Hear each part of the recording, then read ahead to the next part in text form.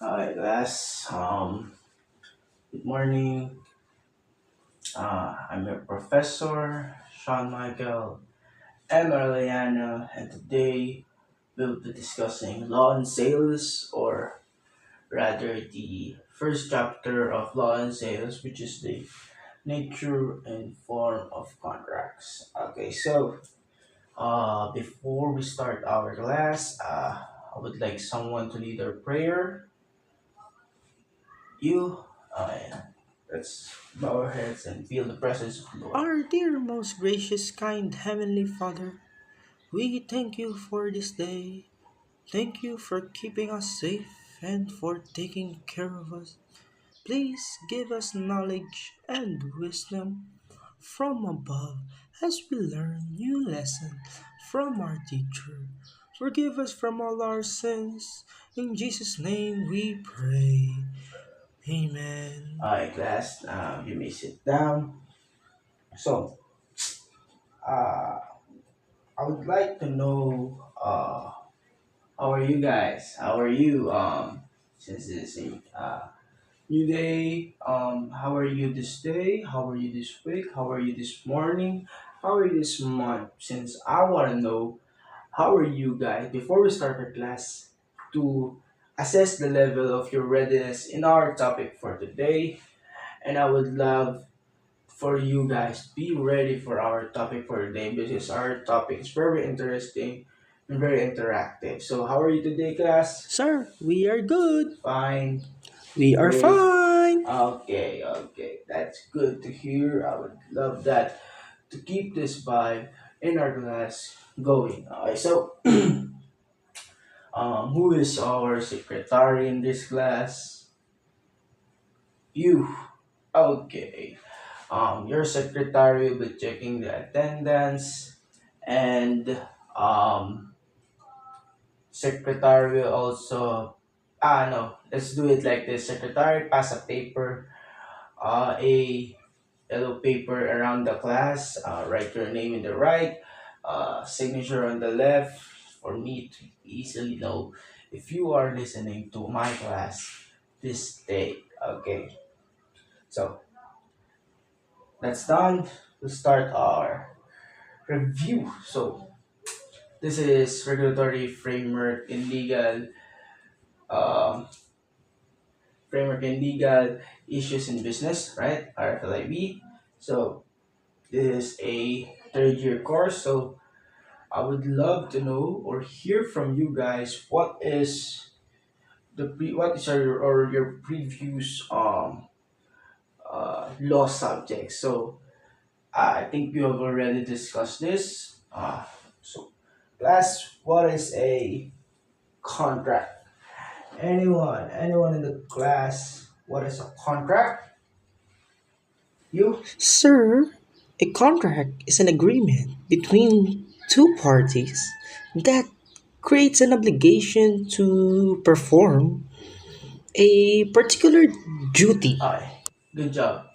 So since we have discussed the contract, and the contract is between two parties, so two parties is a partner, and that's where I'm going next. I'm going to ask, what is a partnership? Since you have already discussed a contract, I am assuming that you have already discussed partnership. So I'm gonna ask the class, what is a partnership?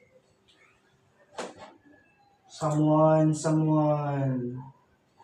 Okay, how about you? What is a partnership? Sir, I think it's where two or more persons bind themselves to contribute money, property. What's the last one? Yes, industry to a common fund with the intention of dividing the profits among themselves, sir. Okay, correct. So, for those who volunteered, thank you very much for answering my question. And I know this is a very lengthy subject, so I would love you guys to keep listening to my discussion. So, for our motivation, I would love the class to to know. I'm gonna ask the class if you know Leonardo DiCaprio, or rather the movie of Leonardo DiCaprio, which is Wolf of Wall Street. It's a very fun and good vibe movie that talks about the stocks in the US. So, but we're not going to that, right? So, we want a scene from that movie, which is you sell me this pen. Leonardo asked this from his to his colleagues, and he's asking to sell me this pen. So I would love you, class, to sell me this pen. So anyone, any volunteer here in our class, sell me this pen. You. Sir, this pen is wonderful. It has a well-rounded tip and a comfortable grip for a long writing period. Okay, okay. How about you? So, sir, can you write your name down? Oh, you can't write. Well, then you need this pen. Okay, okay. So now last one. How about the guy at the back? Sir, this pen is that would help you achieve your wildest dreams. It can grant anything you wish for. So that will help you excel in life like Dragon Balls and Genie wishing lamps, sir. Okay, okay. Oh, man, wild guesses, but I like the guess. So, your answers or your suggestions to me, selling this pen to me is very good, but I'm not obliged to buy the pen from you guys, right? So, how are we going to sell? How are you going to sell me this pen? So, we should have an agreement, or rather, we should have a contract. Since if we have a contract, I am obliged to buy this pen from you, and you are obliged to deliver this pen to me, right? So this pen will be our object, and I will give you a cash in exchange for this ball pen. So even if I do not want to buy this pen, I am obliged to buy this pen from you since we already have established a contract. Right, guys? Okay, a very good motivation indeed. I hope your mind is fresh and ready for our lessons for today. Okay, class. So, our lesson for today, as I repeat, the contract of sale, or rather the Article 1458. So, in the screen, can someone read Article 1458? Or, no, not yet. Let's see what you think about when I say Article 1458. Class, anyone? Maybe it's the article for sales. Maybe it contracts. Maybe it's for Okay, businesses. okay. Maybe it's Business, for seller, sellers. very good answers, but we should compress the sales, the contracts, the business, and the seller. We should compress it since that is the definition of Article 58. So, can someone read it from this slide? Sure, by the contract of sale, one of the contracting parties obligates themselves to transfer the ownership of and to deliver a determinate thing, and the other to pay therefore a price certain in money or its equivalent. And a contract of sale may be absolute or conditional.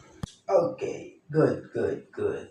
So, from your own understanding, I want you, the one who read, stay stand up, alright? The one who read it, what is your own definition of contract of Sure. sales? I think it is. I think it is when two parties binds themselves to transfer a thing in exchange for money, sir. Okay, you got it mostly right. No, about 90% right. So the only thing that's you're missing is the name or the call. It is not called two parties. More like since two parties have an agreement, they have a meeting of minds, right? So since they have a meeting of minds and both parties consent to the contract, they have consent in each other and a meeting of minds. So that is one. Um, that is one. Please understand that. Please remind. Please, that is important in our discussion. Okay. So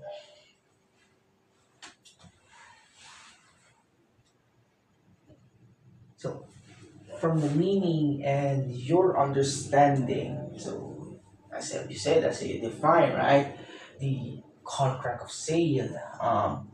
What do you think the essential requisites of contract of sale? So, what do I mean by essential requisites? No, essential requisites are those that is needed in a contract or in a contract of sales, so that it can be distinguishable or can be differentiated with different contracts. So, what is the essential requisites of contract of sale? Based on the definition, there is two Okay, parties, a determined thing and money. correct, correct. But uh, the title or um, the what do you call this? The word we use is not two parties, determining and money. Why?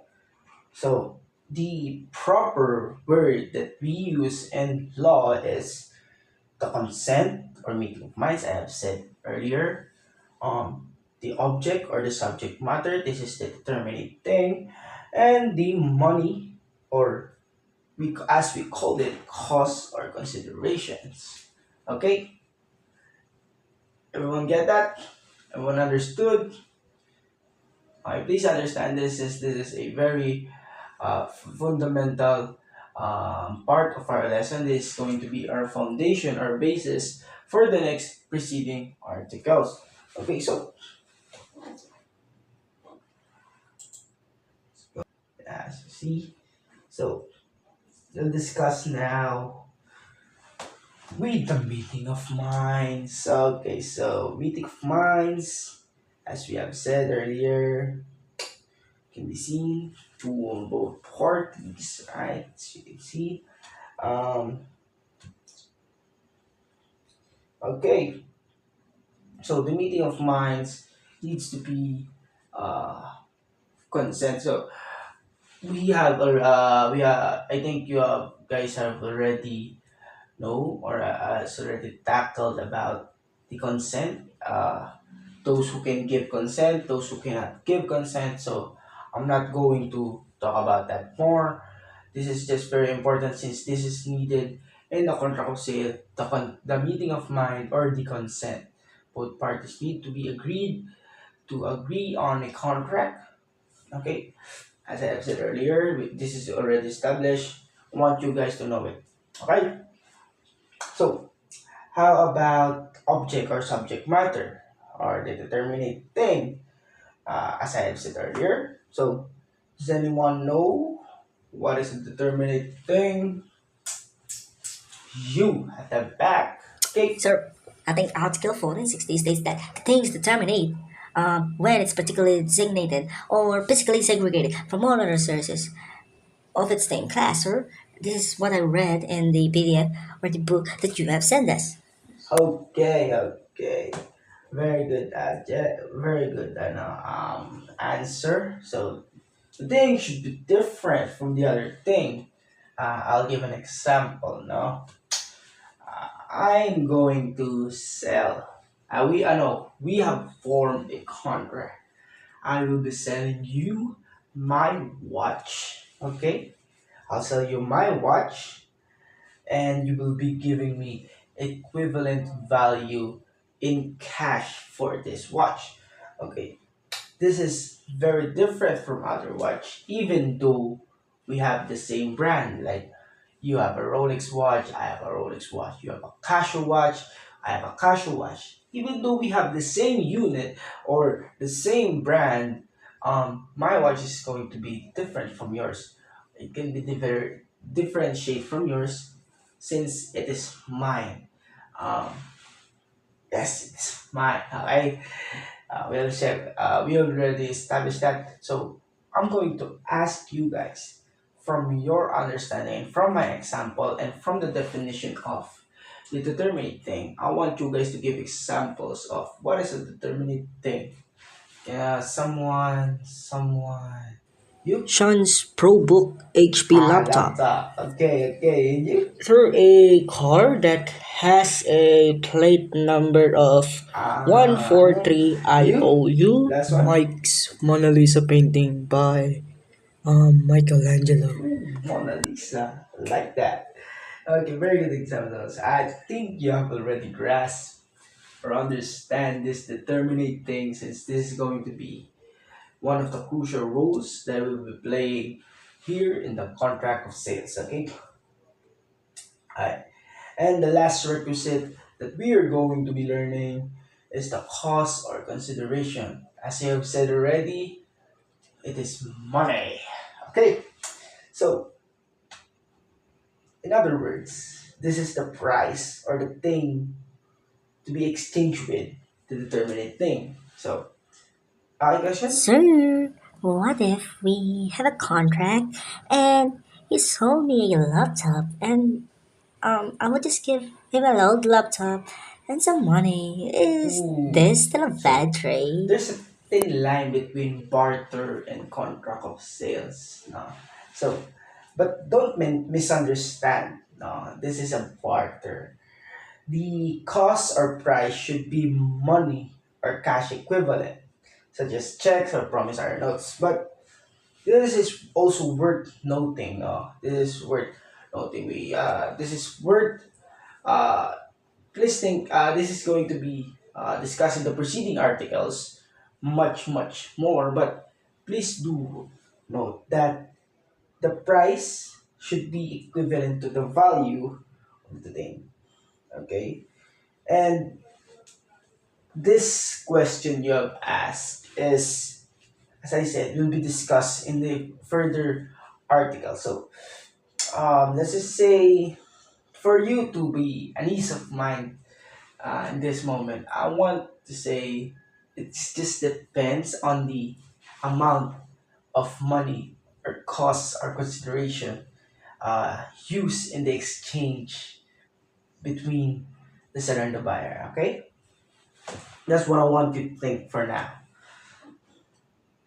Okay, since we are done with the three requisites of the contract of sale, let us go to its characteristics. Now, since I have characteristics, you have characteristics, and surely contract of sale has a characteristics on its own. Okay, let's go. So this is the six characteristics of contract of sale. We have consensual, bilateral, honors, commutative, nominate, and principal, as you can see in the PowerPoint. So, from the word itself, now, what comes to mind when I say consensual? Sir, from the word itself, I think consensual has to do something with consent, like consenting. Surely that has something to do with consent. So, this means that a contract of sale can be perfected by mere consent. Mere consent, okay? So you have to understand. Mere consent. I'm repeating. I'm sorry. Okay. Then bilateral means that both parties involved in the contract are obliged towards each other to perform their duties. The seller to deliver the thing that is promised, and the buyer to deliver the money or the cost and consideration for that thing. Okay, that is bilateral. Then we'll go to honors. Onerous is just like bilateral. Both parties have duties to each other. Okay. Okay. Let's go for commutative. Commutative is meaning that both parties give something of equal value. That's what I'm saying already. As, I want you guys to think this is not this is not a barter, since it's money, right? Money and the thing. Then the thing, if it's 1,000, 100, 500, should be paid by money with the same amount, with the so that the exchange should be equal for parties, so that both parties should be satisfied with this. Okay. Okay. Nominate means that something has special name or designation in the civil code, since as we can see already, the contract of sale has a special code, civil code, and this is article 1458, right? We are seeing this characteristic, and the last is principle. So in the last characteristic, because it does not depend on other validity or another contract for its existence or validity. It can stand on its own, no? Sorry for that. This contract, or rather contract of sale, can stand on its own. So there we will go to the natural and accidental elements. So the natural and accidental elements. From the word itself, this natural and accidental elements are still part of contract of sale 1458. Since here we'll be discussing the things that is in the contract or out of the contract by nature. Alright.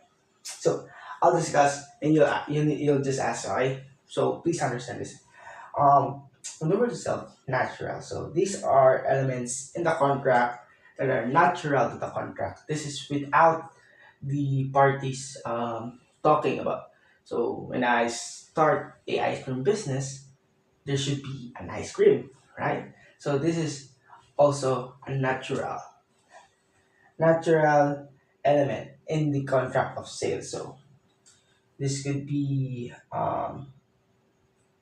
warranty against eviction, right? So, and many more that we will discuss in further articles. So I just want you to know this. This is natural element. So this is already in the contract. So then we have accidental elements, or the which can be present or absent. I have said so. When I said I want, I have a uh, car shop, right? And you ask me if I sell tires. I may sell tires, or I may not, since this is a car shop. But I may also sell tires because this is a car shop, right? These are the elements that are may or may not be in the contract. So some examples of this are the interest, interest rates, penalty, time, and the place of the contract of sale. Okay, better understand natural elements are already formed when the contracts form, and accidental elements are may or may not be talked about the seller and the buyer. Alright, then we can go for the two kinds of contract of sale, the absolute and the conditional. So this is already seen the article 458, and I want you to know this absolute and conditional. Sorry for that.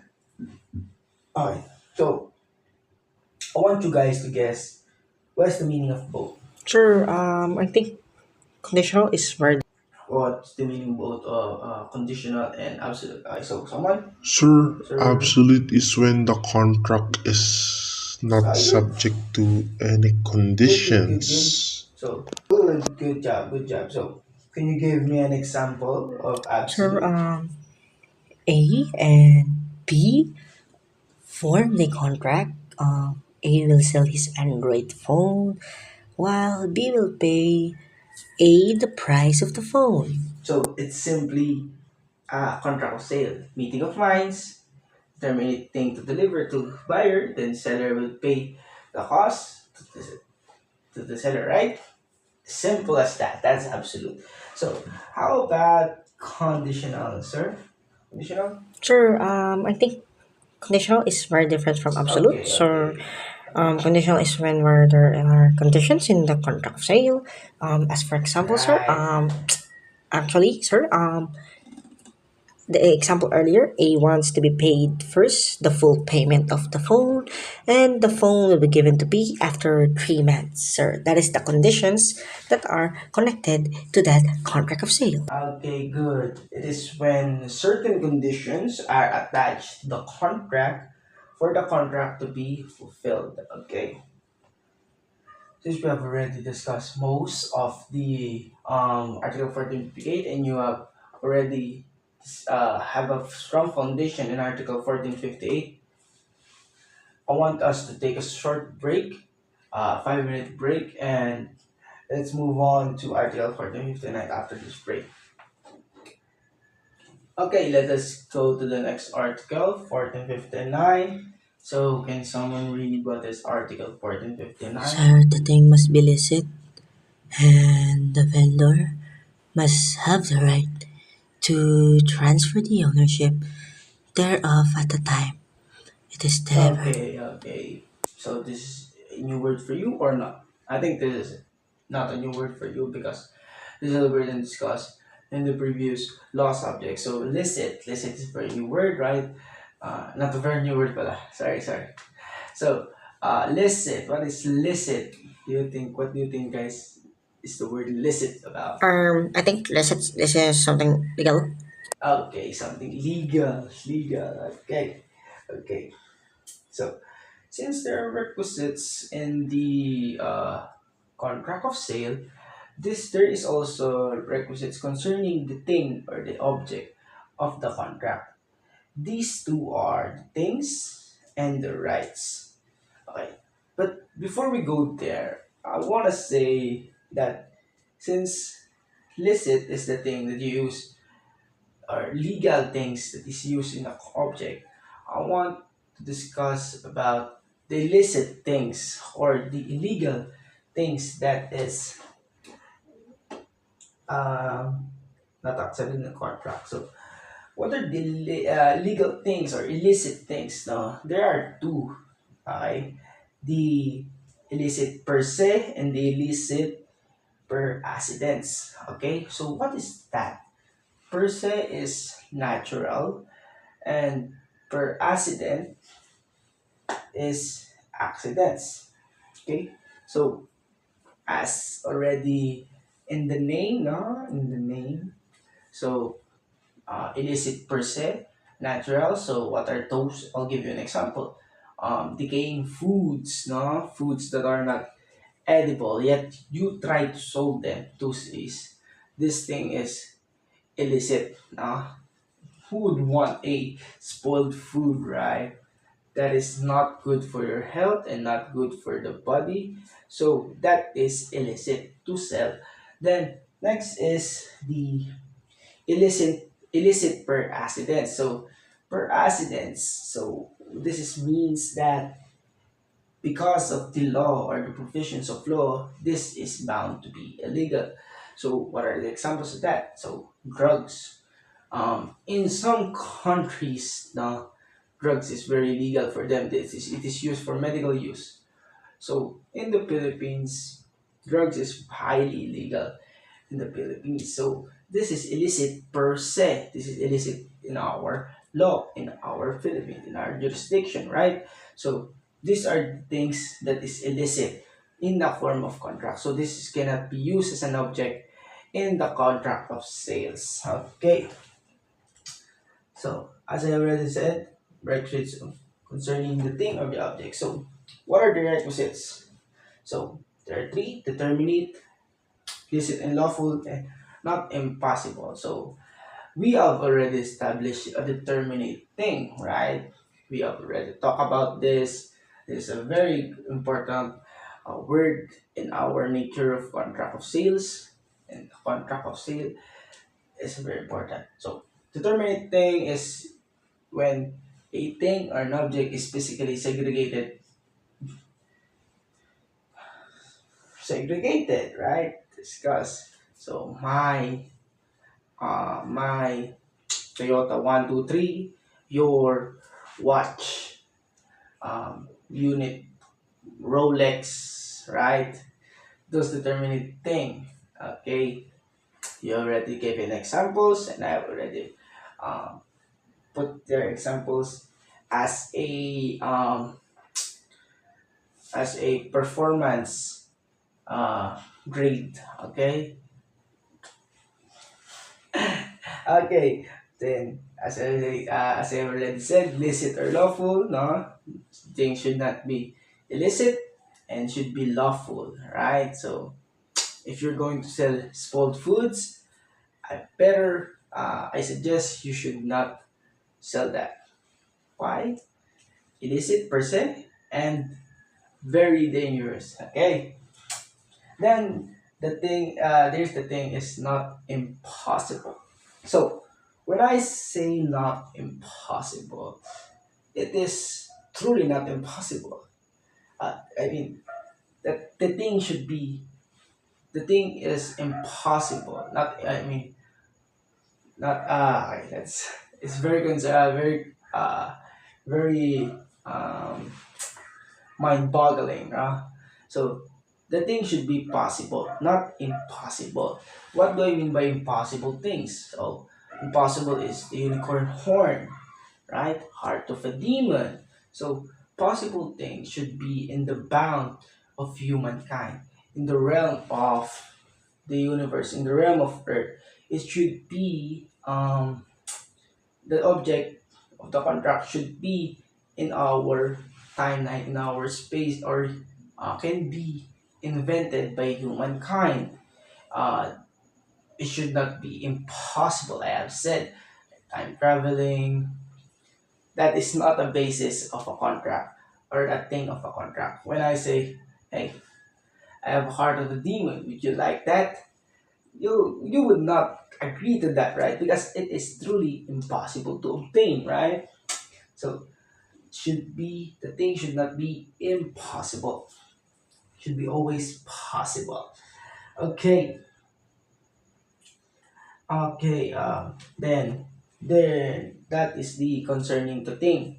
Now we're going to concerning the rights. So in the rights, the first is the seller must have ownership or authorized by the owner to sold of things sold. So um, we already discussed if you want to sell a thing, you should own it. That is very much the licit thing to do. But in the second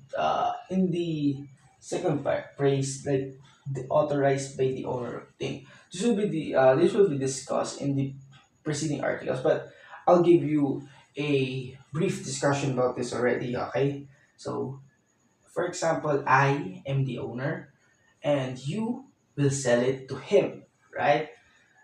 I permit you, I authorize you to sell this because maybe I'm busy, maybe I'm out of town, maybe I am not capable of selling my my property, right? So I am authorizing you. You will be my agent. That is what we call it. That is what we call it in law. Okay, you will be my agent. You will act to sell my property to him. So that is when we said authorized by the owner. You're not the owner. You are not the owner. You're the seller, but you are not the owner, right? I am the owner, but I authorize you to sell it to him. So we have already done with the first right to transfer ownership. Then the next is right must exist at the time of delivery. Okay, let us go to this as well again. I'm the owner. No, let's say I'm your brother. You are my brother, and he is the buyer. Okay? You will sell to him our land, right? But I don't want to. I do not want to sell our land. So at the time of the contract, you persuade me to sell our land. Then I agree. Then at the time of contract, you already own the land, right? I've given you my rights to the land. So when you sell it to him, you already have the right of the land. So the contract is valid. So it's very confusing again. Let's put it in another perspective. Okay. Um, Me and you again. Sorry, glad. I cannot think about anything, any examples, but him and me are fighting about a land. Let's think about no, not the land. Let's think about a building. No, him and me are fighting against over a building, right? So and he sold it to him, but let's say they form a contract now, and our third contract is within 3 months. If 3 months he sold to him, then he will pay the building. Okay, in 3 months. But we are still discussing. We are still arguing. We are still in court. Whoever will have the building, right? So that is valid. The contract is valid since it is not yet time to be delivered, to deliver the building to him. But when the time comes, within 3 months, the time comes to deliver, and he already won, at that time, he has the right of the owner. He has the right of the thing or the ownership of the thing. That means the sale is still valid. The contract is still valid. Um, think about it. Think about this line that at the time of the contract, the seller must have the rights at that time of the contract. If the contract says within 3 months the seller must have the right of the contract. If not, then the contract is void. Okay. Then we'll go to the third where property sold registered in the name of the seller who employed fraud in securing his title. So I'm going to read the article, definition of this article since this is a very confusing one. I want you guys to understand it very well. I mean, this is not this fraud thing is still a basis. If you obtained a land using fraud, that can still be the basis of a contract. I mean, as I said, it's illegal, but in some cases it can be a basis. So I'll read it to you guys now. So although generally a forged or fraudulent deed is nullity, as I said, void, and conveys no title. Um, there are instances where such a document may become the root of valid title. There, it's just instances. It's not always. No. In some case, like as we said, one such instance is where the certificate of title was already transferred from the name of the true owner to the forger. At while it remained that way the land was subsequently sold to an innocent purchaser for the value. Where there is nothing to be certificate any title or vice in the ownership of the property or any encumbrance thereon, in the absence of the fact of except suspicion, the purchaser is not required to explore further than when the torrent's title upon its face indicates in quest for any hidden defects. So it is to easily understand. If you acquire a title by fraud, like for example, this title, I said, "Hey, I'm gonna sell your title." I'm selling it to him. He doesn't know that I own the title.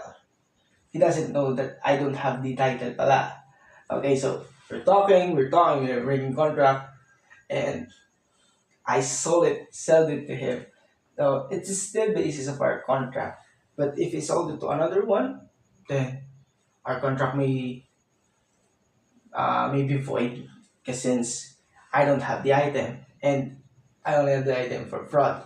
So so bear in mind, this is will be used for no, fraud will be commonly known in the preceding article. So I want you guys to know this.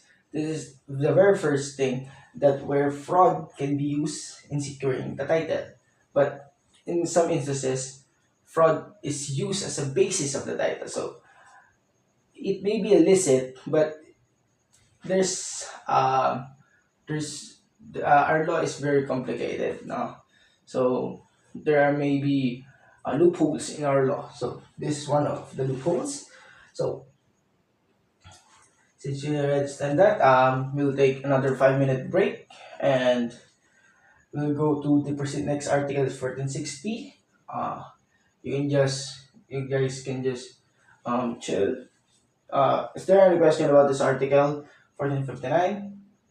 Anyone? Okay, none. Let's take the 5 minute break, and we'll see each other after 5 minutes.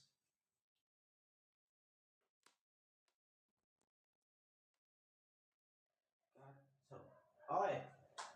We have discussed 1458, 1459. Let's go to 1460. Can someone read at the screen? Article 1460, a thing is determinate when it is particularly designated or physically segregated from all other of the same class. The requisites that the thing is be determinate is satisfied if at the time of the contract is entered into, the thing is capable of being made determinate without the necessity of a new or further agreement between the Alright, good, parties. good, good. Um, I'm assuming that you guys are very irritated at this terminate thing. This is very crucial, right? So I'm saying again and again, terminate thing is needed. This is a very fundamental, and this is a essential requisite in the contract of sale. So I want you guys, even if it's bleeding your ear, I want you guys to understand this. Okay, I'm sorry for repeating it over and over again, but I want you guys to understand this. Okay, so the terminate thing is different from the same class. We'll establish this. You have an understanding this. So in the second line of the article, the thing should be determinate at the time of the contract. So this is a very new thing, right? So this means that the thing should be determined already without new contracts between the parties at the same time the contract is satisfied. So let us move on to Article 1461. No, I'm gonna someone ask questions. Questions? None. Okay, since we have already talked about the terminate thing, I'm assuming no questions asked, because this has been already stated over and over again in our lesson for today, right? So this is going to be in your quiz later on. So I'm very lucky if you guys know the answer to what is the terminate thing. Okay, guys, so let's move on to Article 1461.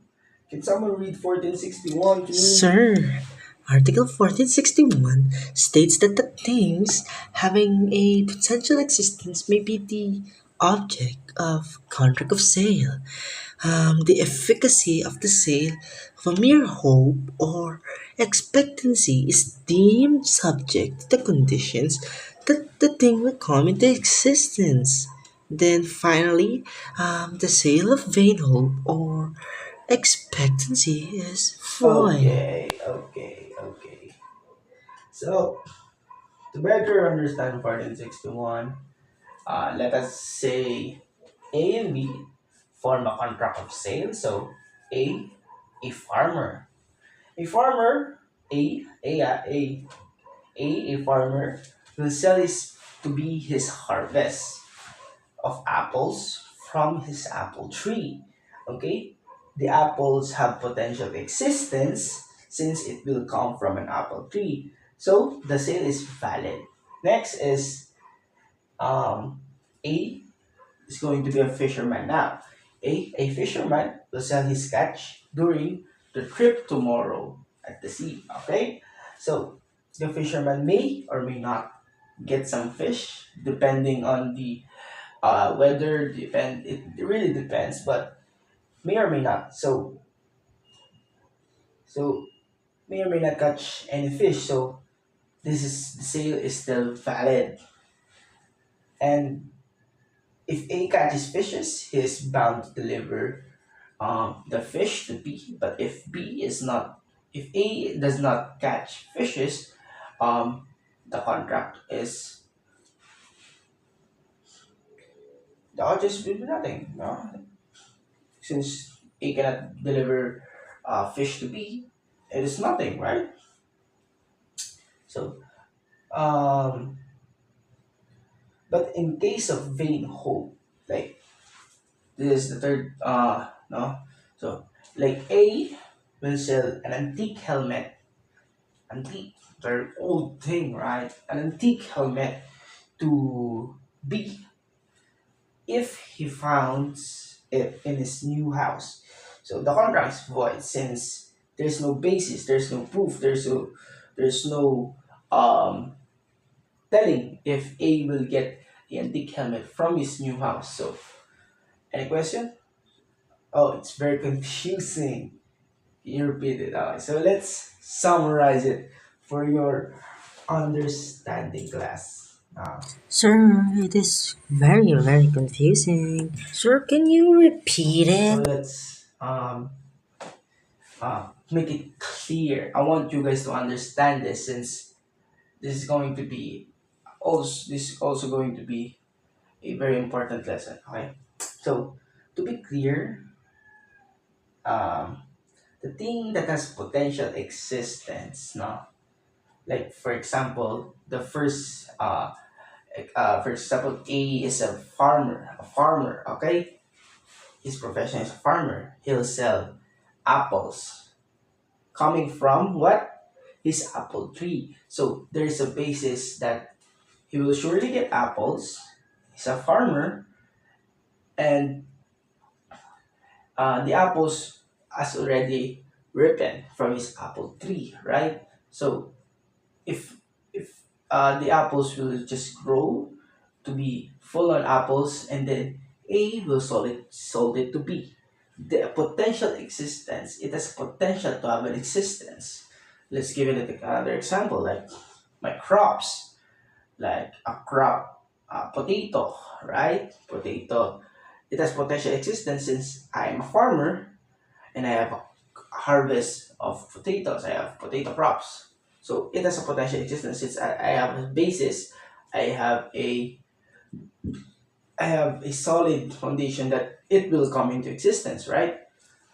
Hi. Anyone question? No, since this is already you have already gained an understanding of potential existence. So the next is sale of mere hope. So since it's hope, you're hoping to may or may not. So let's go back to the fisherman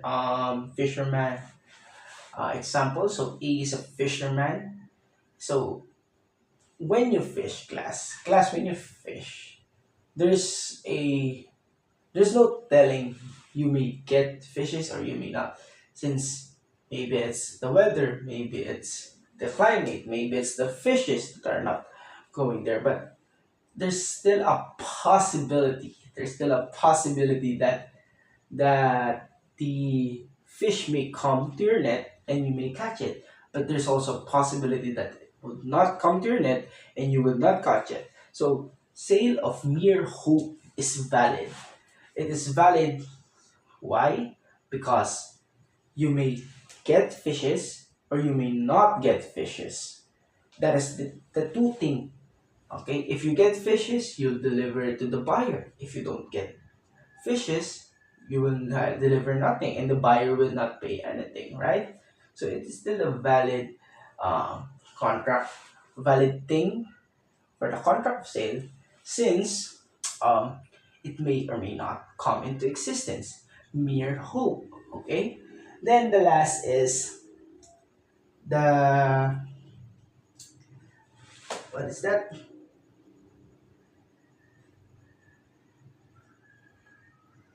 So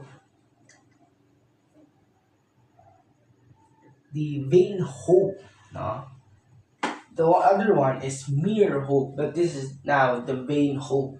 As I said, the helmet, antique helmet. Oh my gosh, will you get a antique helmet when you go to a new house? A new house that is newly built, modern houses. Will you get a antique helmet from there, class? Anyone? If you get an antique helmet from there, wow, congrats. But realistically speaking, will you get an antique helmet from there? Right? Okay, let's say you A will sell his crop, again the apples or the potato. A will sell his crops to be in a gym, right? In a gym, is professional trainer. There's no basis or no proof that the professional trainer or A can deliver the products to B or the thing to B. So it is vain hope. There's no hope in giving in doing that. So literally, there's no hope in the contract being valid. So this is going to be void. This is going to make the contract void. Okay, since we are running out of time, can someone read Article 1462? The goods which form the subject of a contract of sale may be either existing goods owned by the or possessed by the seller, or goods to be manufactured, raised, or acquired by the seller after the perfection of the contract of sale in its title called future goods. There may be a contract of sale on goods whose acquisition by the seller depends on the contingency, which may or may not happen. Okay. So 1462, 1461 is both potential existence, but please do not mix this with the previous 1461 since we're talking about manufactured goods here. Manufactured goods like bottles of milk, um, bag of chips, right? Tons. Okay, alright guys. This is manufactured goods we are talking about here. So can someone, as stated here, can someone differentiate existing goods and manufacturing goods based on the article that has been read by your classmate? Sir, I Someone?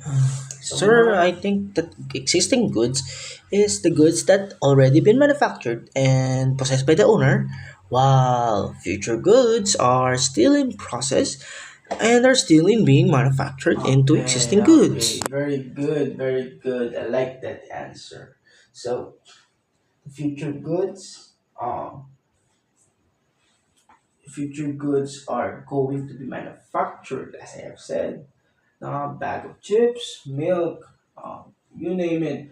But it's just that the goods is going to be manufactured, even if the seller does not have it. But when the time of contract, it is manufactured, the sale is still valid, right?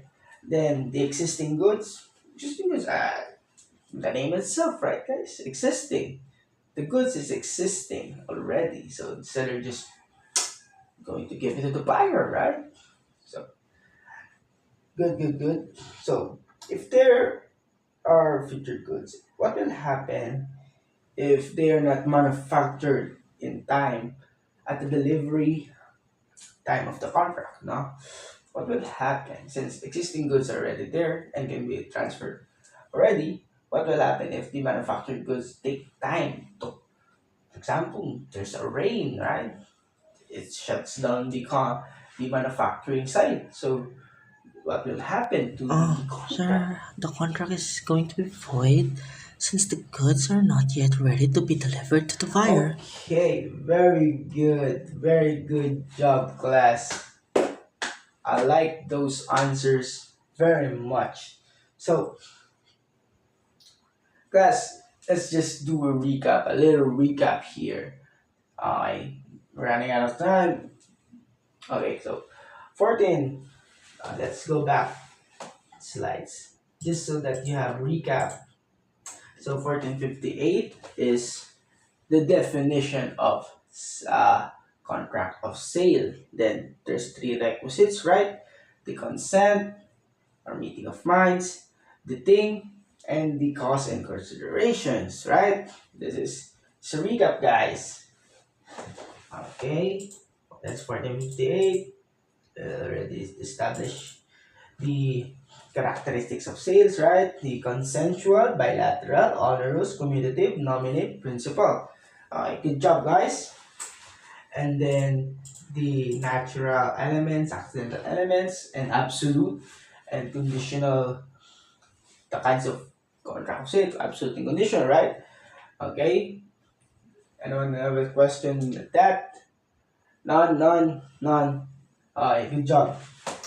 Then Article 1459, the thing must be licit, and the vendor must have the right of transfer the ownership thereof. The time is delivered, right? That's it, licit, lawful. And then when the delivery time is already, the owner must have already the thing. Okay? My class. Okay, class. Then 1460. Terminate thing is when this is just the definition of the terminate thing, class. Okay? So when the terminate is particularly designated, different from others, my my watch, as I've said, your laptop, as you have said, right? We have already learned this, the terminate thing. This is going to be a foundation for preceding articles and preceding lessons. Terminate thing. Okay. Next is 1461.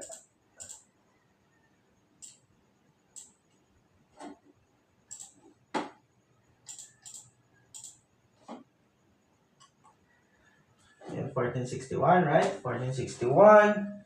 Um, 1461, the potential existence,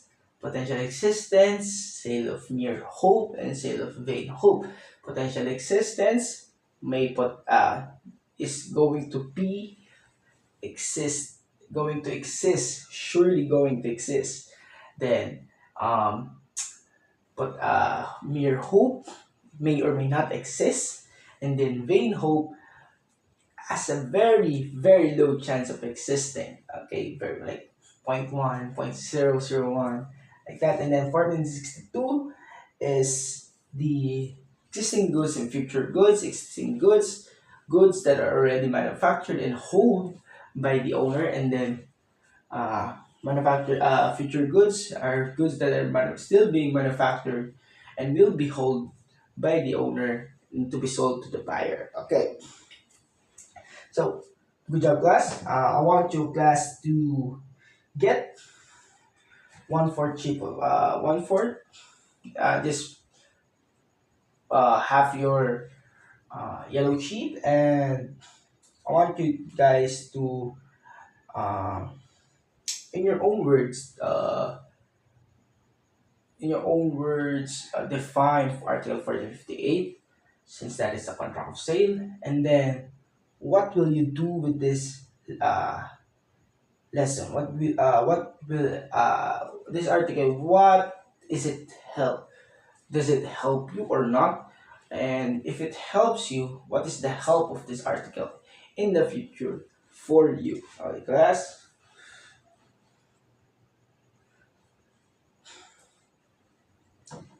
Give you okay, okay. While you're writing that, I'm going to ask questions. So, how was the class today? I hope you learned something. I'm going to ask, what have you learned? Anyone from the class, what have you learned? Okay, so as the future workers of this economy, now these articles will be your basis for selling and buying, and these articles will protect you from selling and buying from others as well. Okay. By that, thank you very much for listening, and I'll be giving you the evaluations later on after in our um, blue book. I'll be sending you a quiz there. I want you to just by heart. Since you all know this lesson by heart, I teach this lesson to you guys by heart. I want you guys to listen answer this by heart. So by that, thank you very much, class. I'm Sean Michael M. Arellano. Uh, Dismiss. Class dismiss.